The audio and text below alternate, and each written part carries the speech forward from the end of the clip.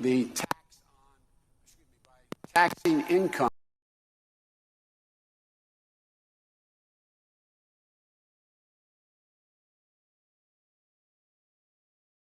You're going to tell me I don't have a time. Here's the really important thing. What that would do, it would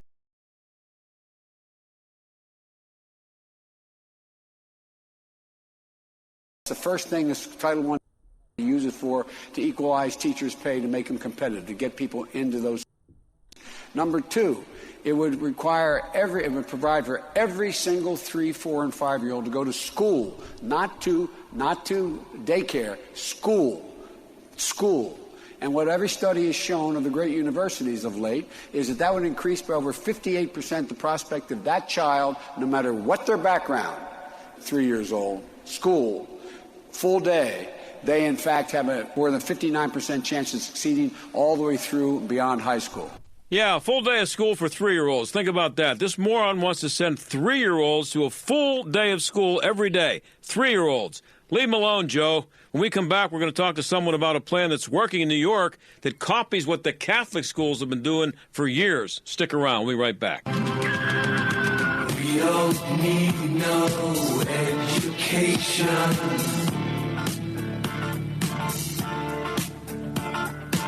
We don't need no thought control. They blow into town with the wind, rain, and hail. And out-of-town storm chasers going door to door, often posing as a local company, a quick fix to desperate homeowners. If you've had damage to your roof, windows, siding, or gutters and downspouts, you may be eligible to get them replaced or repaired free of charge. Just be careful who you call. Visit WindowsRUsPittsburgh.com for a free inspection from one of their highly trained appraisers. With over 50 years in home remodeling, Windows R Us is the area's premier exterior replacement company for roofs, siding, gutters and downspouts, doors, and of course windows. If damage isn't your issue and you just want something new, you'll love their no-pressure approach, no hidden fees, and one of the fastest turnaround times in the industry. A company who will never skip town when it comes to honoring their warranty. Visit WindowsRUsPittsburgh.com. Mention STAG for an additional 10% off. Windows R Us, proud sponsor of the Jerk of the Week, heard every Friday on the John Steigerwald Show. WindowsRUsPittsburgh.com. Obamacare, Trump Care, ACA, COBRA. There are so many choices, but all seem to bring one word to mind: expensive. There are lots of changes happening in healthcare today. Fortunately, I know someone that has been on the forefront of health insurance for years: Todd Marley at Marley Financial. Todd and his team of professionals are licensed with virtually every healthcare provider in the country. They help determine which plan is right for you and then expertly help you choose the best plan for your needs, and then do so prudently. Don't need maternity coverage? Call Marley Financial. Have pre-existing conditions? Call Marley Financial. Want just catastrophic or just accident? You know the answer. Worried about the penalty? All of Marley Financial plans are penalty exempt because they know how to design the plans. Most of their clients save 30 to 60%, which can add up to several $1,000s a year. Call Todd at Marley Financial, 724-884-1496. That's 724-884-1496, on the web at marleyfg.com. Like the rest of us, you're probably tired of all those annoying sales calls to your home telephone number. Now, there's a solution. OurOldNumber.com will block those pesky robocalls from getting through, and most live sales calls will hang up. So how does it work? Callers to your home telephone number will hear a personalized greeting from you. The caller selects the family member they wish to reach, and the call is immediately forwarded onto the family member's cell phone. There's no equipment to buy, there's nothing to install, no long-term contracts. It's still your phone number and remains in directory assistance. The service is only $9.99 per month, and you can eliminate your landline connection and save money. Now, calls to your home phone number can reach any member of the family wherever they are and get rid of those annoying sales calls. OurOldNumber.com. It's just $9.99 per month. Go to OurOldNumber.com. Started blocking sales calls today. That's OurOldNumber.com. OurOldNumber.com. You'll be glad you did. These statements have not been evaluated by the FDA. This product is not intended to diagnose, treat, cure, or prevent any disease. Do you have brain fog and lack of energy during the day? If so, take back your vitality and clarity with all-natural Cola Gel, newly discovered jellyfish collagen peptides that aids with brain and memory support. Cola Gel is all natural with no side effects. Edible jellyfish collagen uniquely supplies the body with multiple collagen peptides and naturally occurring minerals that fuels our rich compounds. Jellyfish collagen is a nutritive formula that promotes optimum neurological activity and improves cognitive memory. Receive your first bottle free plus shipping by visiting longevitybynature.biz and enter promo code COLAGEL. That's longevitybynature.biz and enter promo code COLAGEL. KOLLAGELL. Get your first bottle free plus shipping by visiting longevitybynature.biz, promo code COLAGEL. Eliminate brain fog and lack of energy with COLAGEL at longevitybynature.biz. That's longevitybynature.biz. This is the John Steigerwald Show on AM 1250 and FM 92.5. The Answer.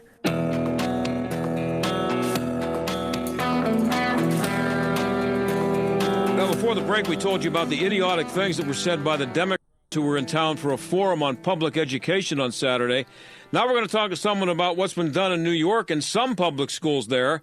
They went to school on what the Catholic schools have been doing for years. Kathleen Porter-Magee is the superintendent of something called Partnership Schools, and she joins us now. Thanks for being here, Kathleen. Thanks for having me. So you're the superintendent of Partnership Schools. Exactly what is that, Partnership Schools? Yeah. So we are a privately managed, kind of like a private school management organization, and we run 7 diocesan Catholic schools in New York City. 4 of them are in Harlem, and 3 are in the South Bronx. Okay, and, we had the Democratic candidates for president in town here in Pittsburgh. I don't know if you knew that. I did, yeah. Yeah, for a discussion about public education. That was on Saturday. What would you have told them and that audience, which was made up, I think, almost entirely, I think, of public school teachers, administrators, people like that? What would you have told them about what you've learned from Catholic schools in New York that they could apply to what they're doing with public schools?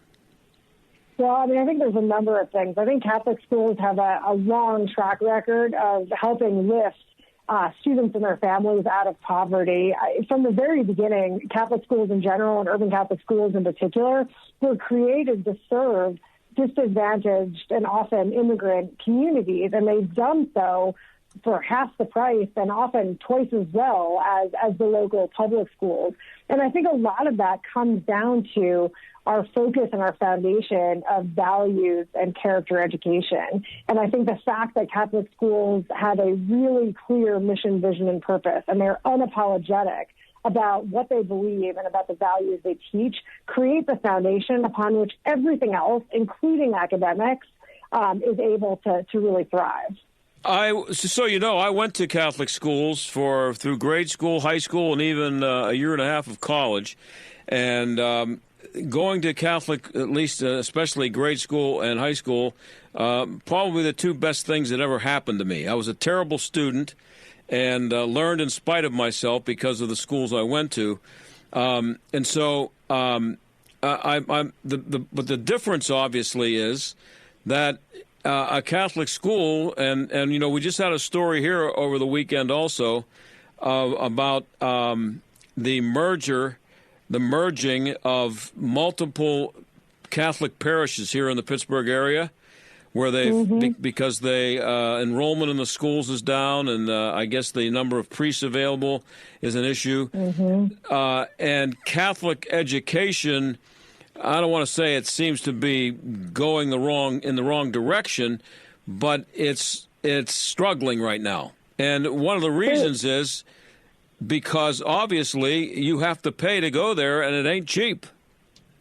That's exactly right. And it used to be the case. First of all, it used to be less expensive, right? When you had nuns and religious who were the teaching faculty, obviously the cost to educate was even lower. But in addition, at the time, you had parishes that were bursting at the seams, and the parish community was able to subsidize the school to a large extent. Right. And now that's less true, particularly in urban areas, and particularly in disadvantaged communities. You have parishes that are themselves struggling, trying to support schools that are slightly more expensive than they were in the past, still much, much cheaper than the local public schools. But the math is really difficult to add up. But this is why I do think it's incumbent on all of us to think about how to preserve Catholic schools, because they have been such a contribution to the story of American education for generations. And I think that in today's day and age, they're more important than ever, as we realize that increasingly people are turning away from faith and values. As we look at the values being taught in traditional public schools, are more relativistic. People are almost worried about being really explicit or teaching values very explicitly. I think now more than ever, we need to make sure that we're forming our children with the courage to choose to do what is right and the courage to serve their communities and to give back to communities. And I think Catholic schools in particular have a really strong track record. But I think it's important that we make the commitment to preserving their legacy. They're not gonna survive without a commitment on behalf of the laity, on behalf of the church, and I think also on behalf of the public. I mean, I think there's no reason that we should not have public support for Catholic schools across the country. Now, are you talking also about trying to encourage the public schools to take some of what's been successful with the Catholic schools, incorporate into the public schools? And my question is, if that's the case, how do you do that without the component of religion? I think it's very difficult to do without the component of religion, but it's not impossible if you establish a really clear mission, vision, and purpose. That said, I don't need to empower all parents to do that. It's to provide some public support. And in those cases, you could have public charter and private and parochial schools being unapologetic about the values that they're teaching. And I really do believe that's the future. It's what we see in other countries as well, and it really can thrive. What is Success Academy?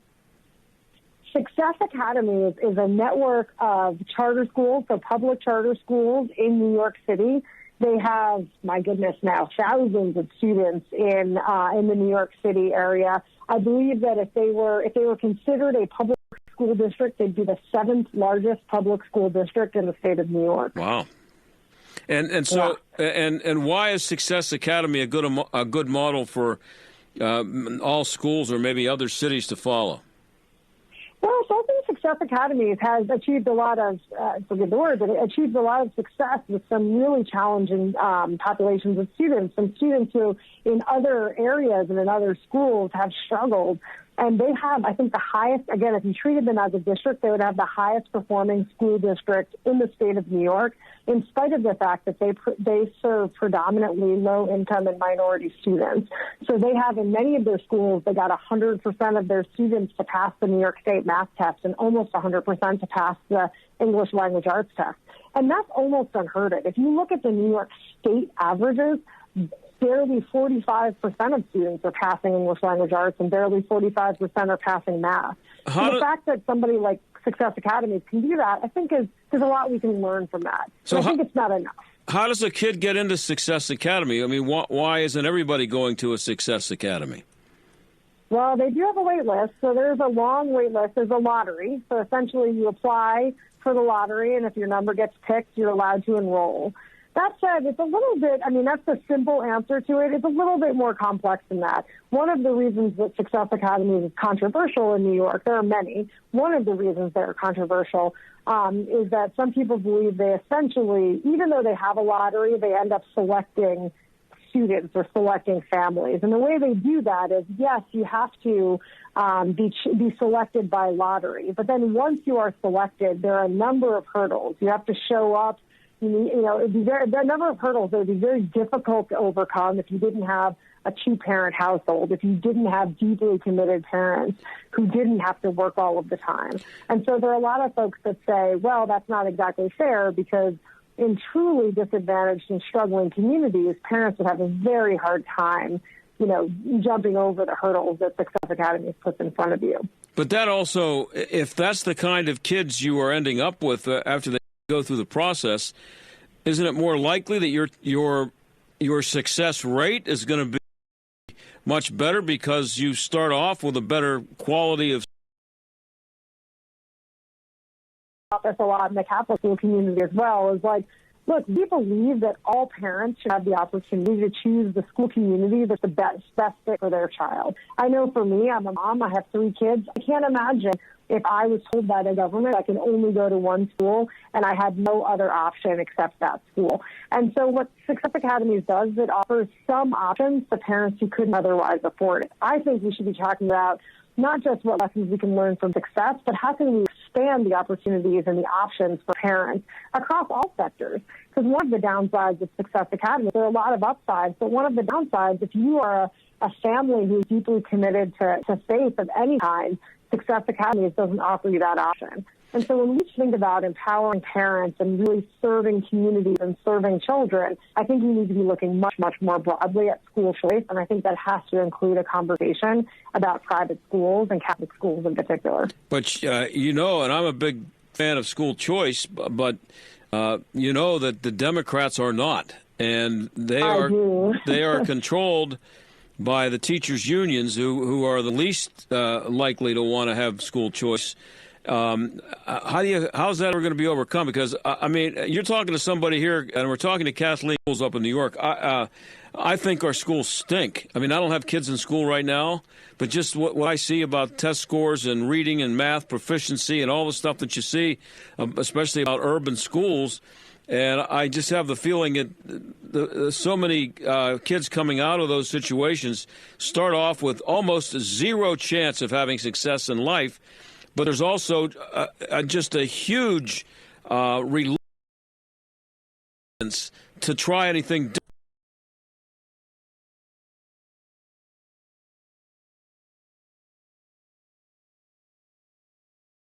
Challenge is that people who to school choice, they're trying to preserve a system rather than trying to save children. And when we think about how do we get the system to work for parents and children, I think it has to include choice. And speaking about the teachers' unions in particular, so our school, our Catholic Teachers Union, American Federation of Teachers, but they broke off because of the AFC's stance on school choice and vouchers. So even amongst the unions, they're not universal agreement. But sadly, our union does not have nearly as much power as the public school unions do. So I do think it's an uphill battle. But we're seeing a lot of progress. I think we're reaching a tipping point. If you look now, I think it's 27 states in the District of Columbia have some access, either tax credits or vouchers, so some public support for private school choice. And that's more than half of our states. I think that the fight is real. It's an uphill battle, but I think we are making progress, and I think we just have to keep pushing forward and keeping our eye on the ball and making sure that we're fighting for all parents' right to choose for their child. And one of the things you say that is key to success is objectivity of truth, and that hit home with me because when I read that, I thought of, men are men, women are women, men can't have babies. The kinds of things that kids are being told, not only they're just being directly told that in some places in schools, and that's a big problem. Well, and that's where it comes down to. You cannot have a values-neutral school. It's impossible. It's impossible. No matter what, a school, either by the content they choose to teach or even by the norms that are implicitly taught or explicitly taught, value. Catholic school back in the mid 21st century,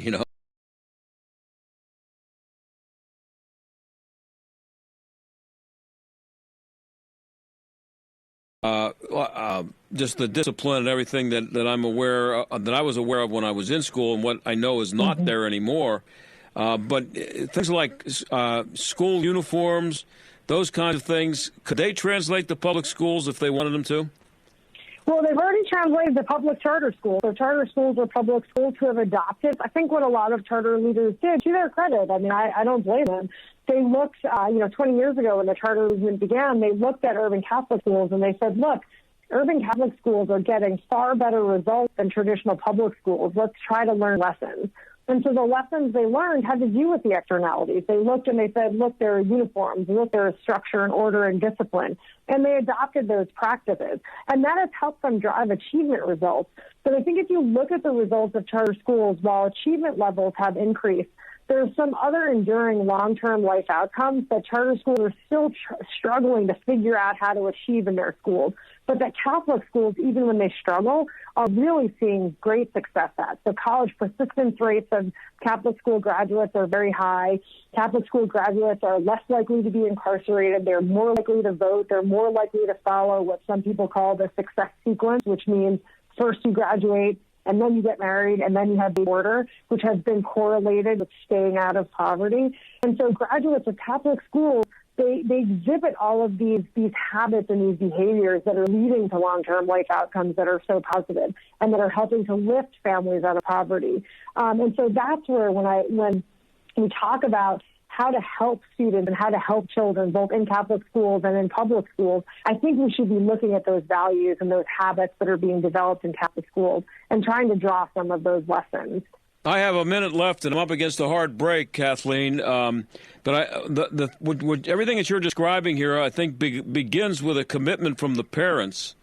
And the very fact that you are in a Catholic school means that your parents are supporting what's going on there. And I only have a few seconds left, but it just seems to me that the problem seems to be that what I hear all the time is that teachers don't get support from the parents.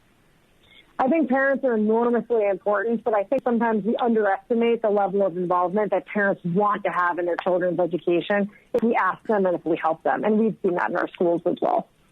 Kathleen Porter-Magee, I really appreciate you being on. I could tell you some great old Catholic school stories if I had the time, but I don't. And I appreciate you being here. Thanks. Good luck with what you're doing. Thank you so much for having me. All right. That's Kathleen Porter-Magee, Superintendent, Partnership Schools. Great thing going on up there in New York. We'll be right back.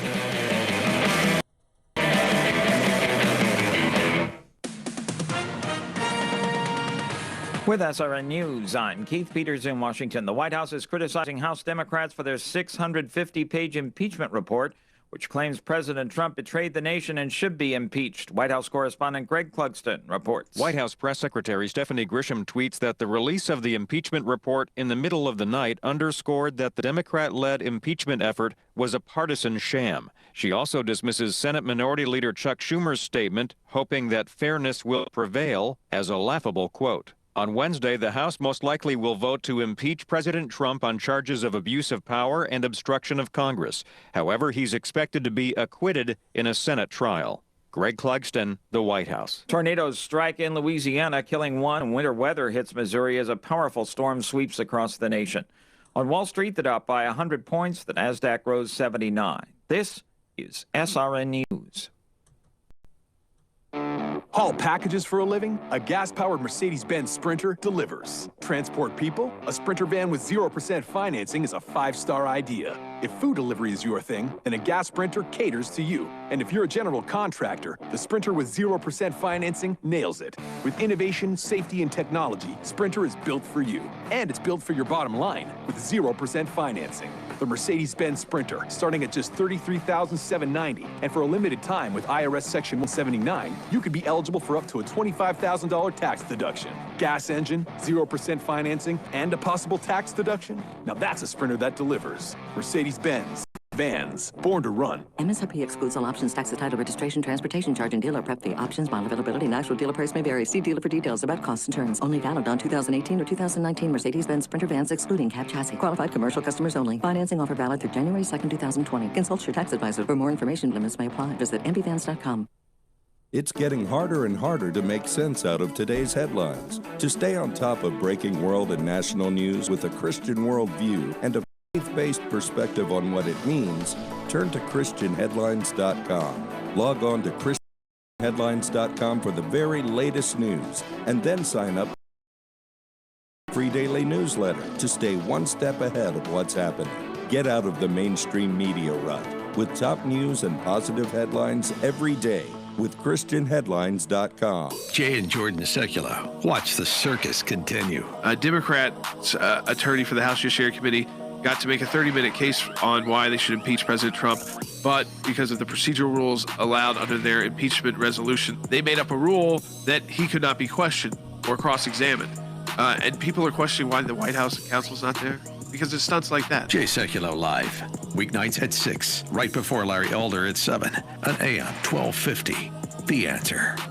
Do you or your business have financial problems? Are you overwhelmed with debt? Then call me, attorney Dennis Spira, at 412-471-7675. My legal practice concentrates on bankruptcy law, debtor rights, and tax matters. I have over 30 years' experience as a former United States Department of Justice bankruptcy attorney and lawyer in private practice. I have represented thousands of cases faced with financial problems and lawsuits. Fresh start. Call 412-471-7675 or visit my website at dennisspira.com. In years past, most families had a local jeweler they could go to with confidence and trust. In these changing times, one store has managed to stay the same. LS Jewelers has been family-owned and operated for over 65 years. LS Jewelers in Robinson Town Center is a full-service jewelry store. We have the largest selection of laboratory-certified diamonds and engagement rings with both the finest quality and the best price. We also do custom design work as well as in-house repair. Don't trust your diamond purchase with just anyone. Come to LS Jewelers for the best price, service, quality, and selection.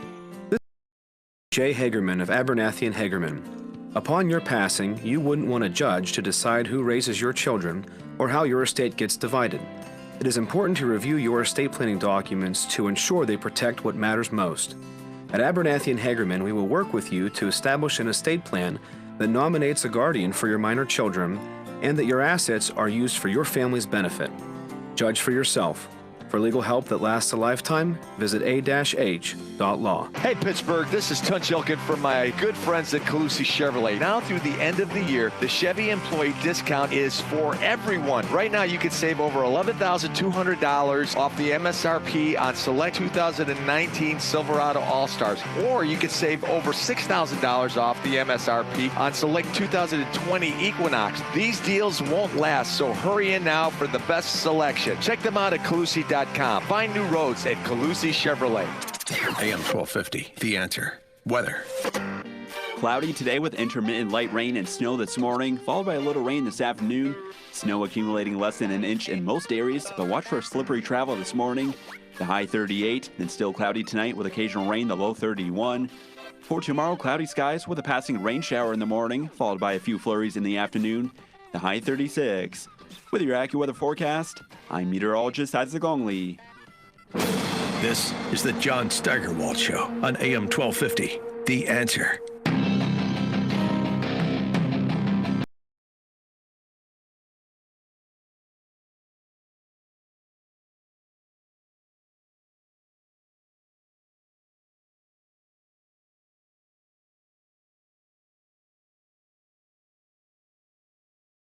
College campuses right now, we talk about it a lot on this show. The quest for diversity may cause a lot of it. Heather McDonald is the author of The Diversity Delusion, How Race and Gender Pandering Corrupt the University and Undermine Our Culture. She joins us now. Heather, thanks for being here again. Well, thank you so much for having me on, John. I greatly appreciate it. So what is social, you probably need about an hour to explain this, but I don't have that much time. What is social? It's a travesty. It's a version of education. It's an attempt at indoctrinating students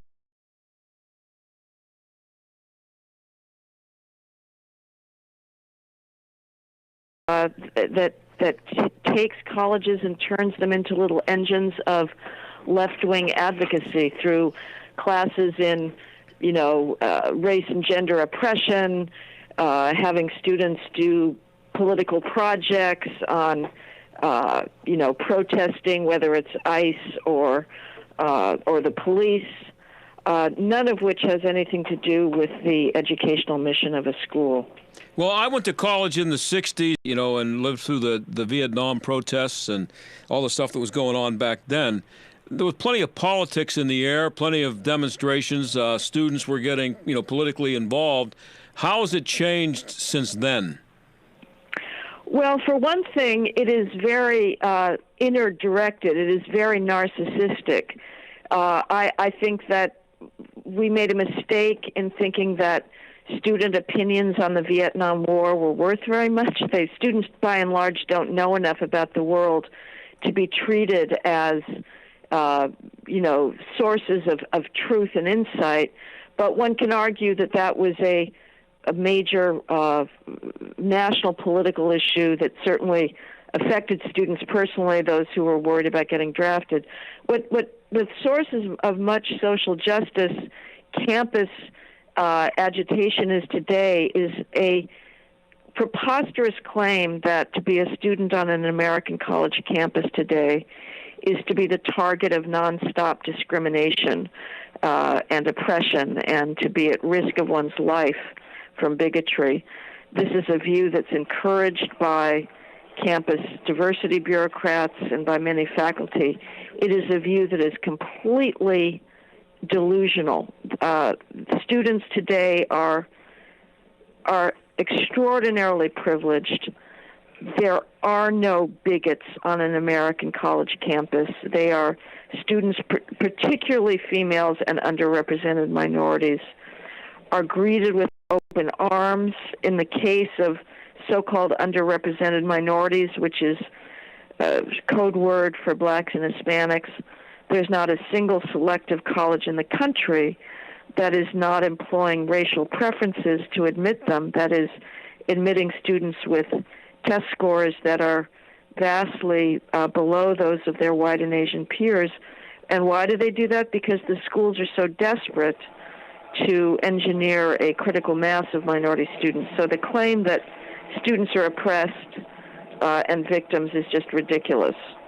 You also talk about in your piece the, I guess it would be the disappearance of a disinterested search for knowledge. What do you mean by that? Well, the purpose of education is to pass on an inheritance. That is to pass on the inheritance of our civilization to students who know nothing. And it's not for the professor to repudiate that inheritance, to weigh in with his own views. We are all extraordinarily fortunate to have the Western civilization as our inheritance and as a legacy that we should be down on our knees before in gratitude. And nevertheless, today, that inheritance is viewed with contempt. The professors are injecting their own ignorant views that somehow the great ideas of the West, the great creations of the West, are fatally polluted by them. And we're talking about white privilege there, and making, starting at a younger age than college age, making kids believe that they have something to feel guilty about just by the fact of who they were born to and what race they belong to. Right. Anybody with elementary school kids is likely to have encountered the brainwashing then with various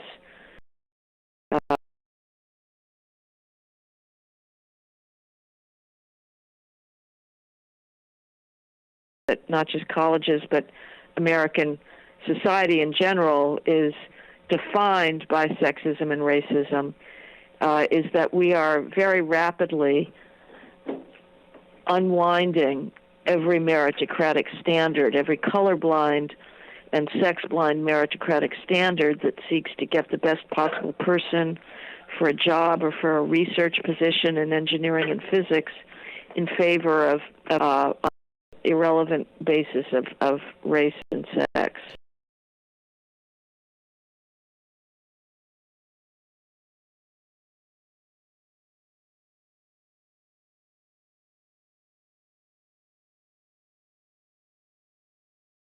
They're teaching that math can be racist, and they're trying to come up with ways to make it, algebra somehow not racist.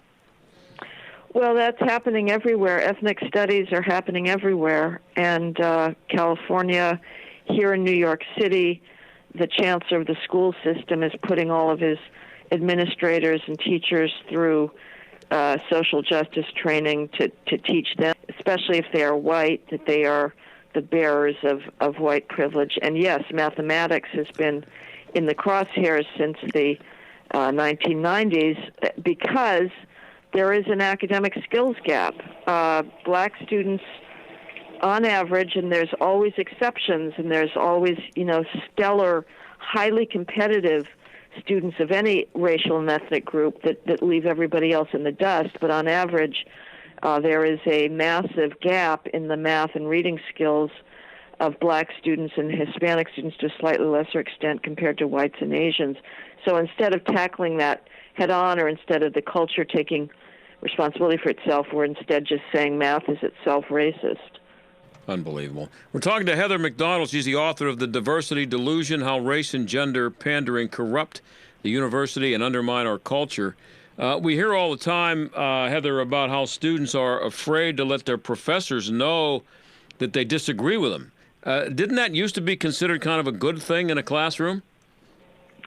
Yes. I mean, I would say that such disagreement is overrated. I think in many cases students don't know enough to disagree, but in this case, obviously, what you've got going on is a political self-censorship in response to what the professor should not be doing in the first place, which is conveying his own view of the validity of our society.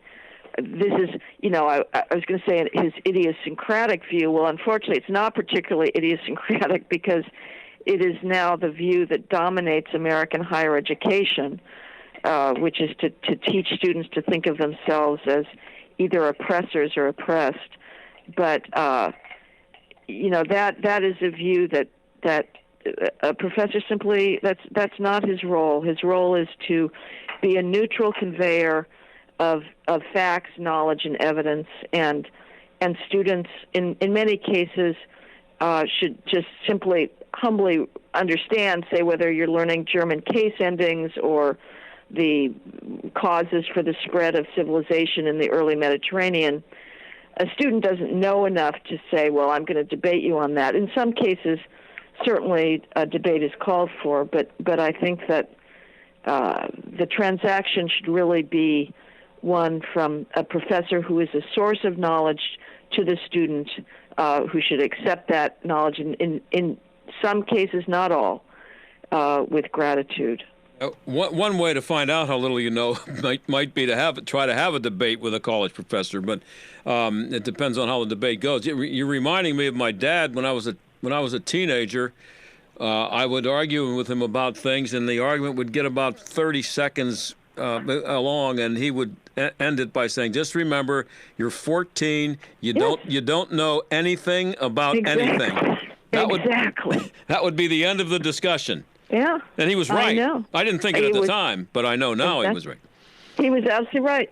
But we have this youth culture now that began in the 50s and reached its apogee in the 60s and has continued ever since, that reverses the traditional proper hierarchy of authority, that it's no longer the adults, it's young people who are viewed as the voices of clarion truth, which is ridiculous. I mean, the idea that we're all following them on whether it's capitalism and we want them to go out and vote, it's ridiculous. They've never tried to run a business, create a business. They know nothing. Well, you're familiar with the expression now, "Okay, boomer," I'm sure.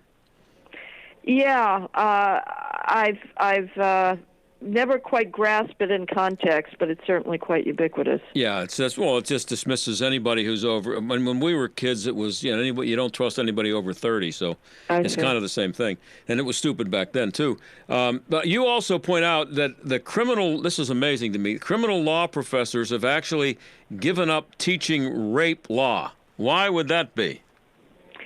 Because female law students purport to be triggered by the very thought that there should be two sides of a criminal case in the case of a rape accusation. The way law school proceeds is students read court opinions that have adjudicated a particularly contested point of law, and they discuss it both ways. Was the court right? What were the arguments of the plaintiff and the defendant? And the emerging view in law schools is when it comes to allegations of sexual assault, there is no defense. The alleger has to be believed as a matter of course. And so teachers are terrified to run afoul of the Me Too enforcers. Yeah, and Betsy DeVos is trying to change that on the college campuses with the Title IX stuff where these kids are accused, men are accused of sexual assault, and they're now they actually get due process, which is a new concept in that situation on college campuses. Yeah, well, we'll hope that she managed to get those regulations out, because her proposed drafts just triggered an enormous outpouring of opposition from universities. Okay, and I have a minute and a half so left here. As a white male, I found this sentence interesting. Teachers are now advised to ignore white male students since asking or answering questions in class is another mark of male supremacy. I never felt that when I was in college. That supremacy. No, but that was a different time, and we weren't taught to think of everything. But again, if I can mention, John, that this article is available at City Journal. Okay. On the web. If people go to city-journal.org and Google me and social justice, they'll be able to find it. Okay. Why are you, we have a minute left, why are you depressed by the answers you get from college students about their majors and favorite classes? Because they are absolutely shallow courses in contemporary political events that have nothing to do with exposing students to the depth and profundity of our tradition. You've got any student has plenty of time to study the current presidential debates. That is ephemeral. It is of the moment. These are 4 precious years to be exposed to a body of literature and thought that you are never going to encounter by watching Fox News, CNN, MSNBC, reading the New York Times, or surfing the web. But most majors today have just given up on that deep dive into greatness in favor of trying to lure students with classes in movies or comic books, or again, political events of the moment, which the students are going to have plenty of time once they graduate to follow that stuff. Yeah, they're doing that at $60,000 a year. That's just unbelievable to me. Heather, I always enjoy having you on. I always feel smarter after I've spoken to you, and I appreciate it. Hope to have you on again. Thanks. Thank you, John. All right, that's Heather McDonald. She's the author of The Diversity Delusion, How Race and Gender Pandering Corrupt the University and Undermine Our Culture, and we will be right back.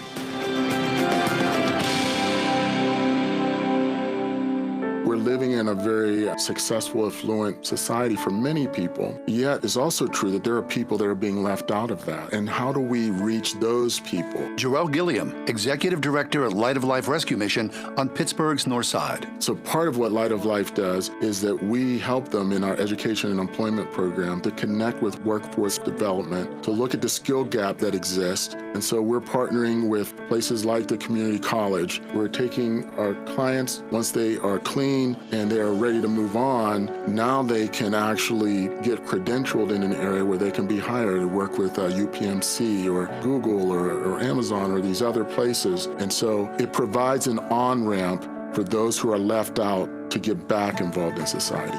Help someone else find their comeback story. To become a monthly partner or make a one-time gift, visit lightoflife.org/give today. lightoflife.org/give. As we enter this holiday season, we've stopped to reflect on what we're grateful for. This is Greg Trzynski, and at the Original Mattress Factory, we're grateful for you, our loyal customers. With your support, more than half of our business comes from repeat customers and referrals. And we have been hometown made for nearly 30 years. So thank you. We look forward to building new relationships and providing the high quality and great value that you've come to expect from the Original Mattress Factory. We wish you and your family a happy and healthy holiday season and a wonderful new year. Here at the Original Mattress Factory, we want to know, is it better to give or to receive? This holiday season, one local winner won't have to choose. In the spirit of the season, we will be giving away a queen-size orthopedic luxury firm mattress set to a local winner and providing another set to be donated to a nearby charity. Visit any Original Mattress Factory location by December 18th to enter and for all official rules. No purchase is necessary to win, but eligibility restrictions do apply. We wish you and your family a holiday season that's filled with cheer and goodwill. G'day, I'm Scott from Plug-in Pest Free. If you have a rodent or pest problem at your home or business, don't spray harmful toxic chemicals. Use Plug-in Pest Free, the electromagnetic pest control device that uses your wiring to get rid of pests fast. Just plug it in. I know a pest controller who was contracted to get rid of a cockroach infestation in a restaurant. He tried everything, even chemicals. Nothing worked. So he bought my Plug-in Pest Free Pro, and a few weeks later, the cockroach problem was well under control, and he was able to keep his contract. Plug-in Pest Free is not a sonic device. It's chemical-free and gets rid of pests safely and effectively for years. It comes with a 60-day money-back guarantee and a 2-year warranty. Now that's fair income. Order today and get 20% off at gopestfree.com, promo code SAVE20. That's gopestfree.com, promo code SAVE20. Don't spray and regret, plug in and forget with Plug-in Pest Free. Good morning, America. Or is it? If you're one of the millions of Americans who did not sleep well last night, it's probably a pretty average morning. But listen up, you sleep-deprived people. There's good news. A breakthrough sleep solution called Pronto Sleep. And when we say pronto, we mean pronto. Pronto Sleep gently opens your nose to focus breathing and help you relax and fall asleep. And the built-in scent diffuser delivers a blend of 4 pure essential oils to help you stay asleep naturally. And then Pronto replenishes the oils ready for the next night. Too easy, eh? And in trials, 84% of people with trouble sleeping found Pronto helped them fall asleep, and 74% found it helped them stay asleep. So make every morning a Good Morning America. With Pronto Sleep, available now at select Walgreens, Amazon, or at prontosleep.com. Pronto Sleep from Rhinomed, bringing you advanced nasal therapies. The John Steigerwald Show, AM 1250, The Answer. So I went to a movie yesterday. Steelers played late. I watched the Steeler game late. And there were no games on yesterday, and my wife talked me into going to see a movie. So I went to see Richard Jewell. I think you know what that's about. It's about the security guard who was accused not only by the FBI, but about 99% of the media of setting off a bomb at the Olympics back in 1996, when in fact he was actually the guy who warned people when he saw a backpack that looked suspicious, and he chased people away. 2 people were killed, like 100 of them injured, but many more people would have been killed and or injured if he had not warned them. And it is a really good movie. I would suggest you go to see it. It's directed by Clint Eastwood, and the guy who plays there should be Academy Awards. The guy who plays Richard Jewell, his name is Paul Walter Hauser. I didn't know his name. I watched the whole movie not knowing who he was till the end. He's ridiculously good in this movie, but even better, I think, is Kathy Bates, who plays his mother. Kathy Bates, she should get an Academy Award for this. I don't know. I guess it would be supporting actress, but she should get an Academy Award for it. It was great. Now, of course, the media hate this movie because the media are portrayed as not all that wonderful in this movie, and they were quick to declare this guy guilty, despite the fact that there was no real evidence that he was. There was a lot of circumstantial stuff, a lot of theories. And one of the woman apparently named Scruggs, who was the first to mention Jewell as a suspect, and pretty much declared him guilty in her writing. She got the tip from an FBI agent played by John Hamm, the guy from Mad Men. Thank you, Aaron. She's great. I don't know how you remember that. No, but he's good in it too. He plays a real creep FBI guy who tried to set Richard Jewell up. But I don't know if you go to movies much, and the fact that this had a bad opening, sometimes that means even more that it's a good movie, because not that many people rushed out to see it. But go check it out. Richard Jewell at the movies. Really, really good. Bye.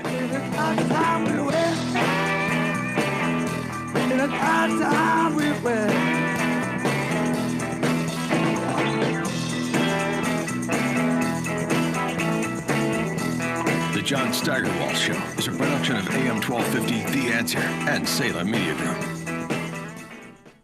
In years past, most families had a local jeweler they could go to with confidence and trust. In these changing times, one store has managed to stay the same. LS Jewelers has been family-owned and operated for over 65 years. LS Jewelers in Robinson Town Center is a full-service jewelry store. We have the largest selection of laboratory-certified diamonds and engagement rings with both the finest quality and the best price. We also do custom design work as well as in-house repair. Don't trust your diamond purchase with just anyone. Come to LS Jewelers for the best price, service, quality, and selection. This is Chris Abernethy of Abernethy and Hagerman. You don't want the government deciding what happens to your estate or how much they will take.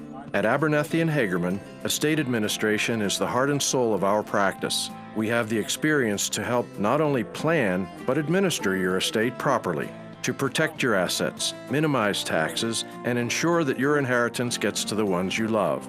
Decide for yourself. Abernethy and Hagerman. Legal help that lasts a lifetime. Visit a-h.law. It can